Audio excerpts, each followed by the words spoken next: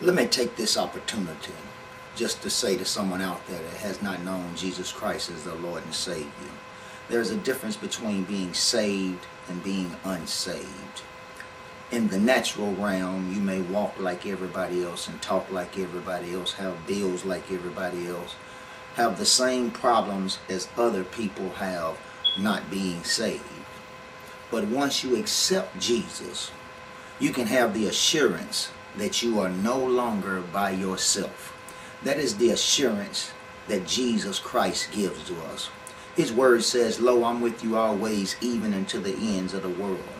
His word says, "I'll never leave you nor forsake you." By his stripes we are healed. If you accept Jesus as your Lord and Savior, you have a place prepared for you in heaven.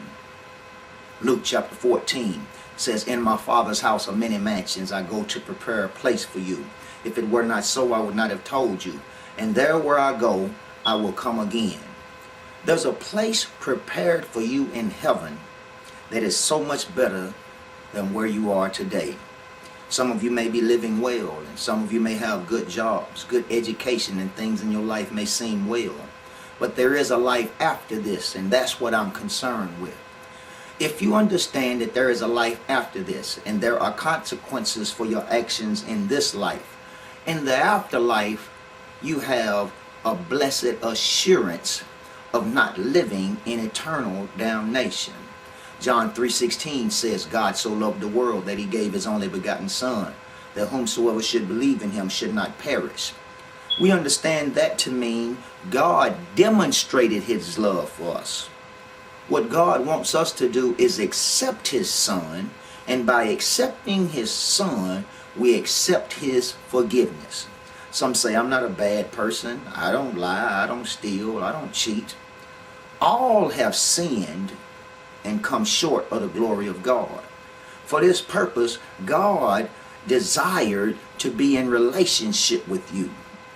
The relationship between man and God cannot happen unless man accepts Jesus as their Lord and Savior.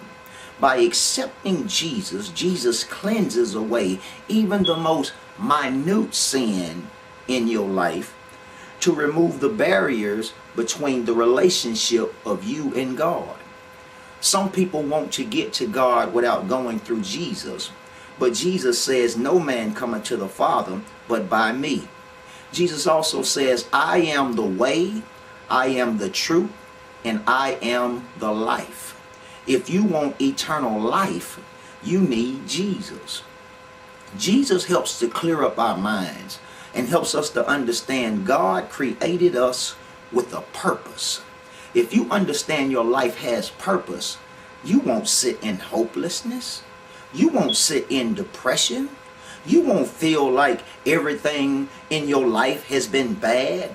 You won't linger about past failures and bad experiences, who dumped you, who treated you wrong, who stole from you, who took from you.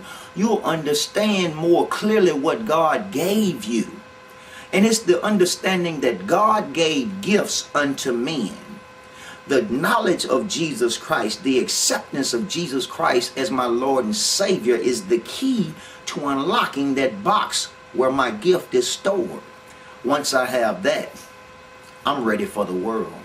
I'm ready for those that dislike me because of how I look, that dislike me because of where I came from, my background, my education or lack of education, my family's history, my race, my skin color, whatever people dislike you for. Once you are saved, you are ready for it, because now you are not just here in existence, but you exist for a purpose. I want someone that may be listening to this to listen to me very carefully, because I want you to know that Jesus loved you. He loved you so much that he died upon a cross for you some 2,000 years ago. If you would just say these words with me and believe with your heart and confess that in your mouth that God had raised Jesus Christ from the dead, from this very thing that you're looking at, this very time that you're looking at it, you can be saved. We are House of Prayer Ministry of Faith.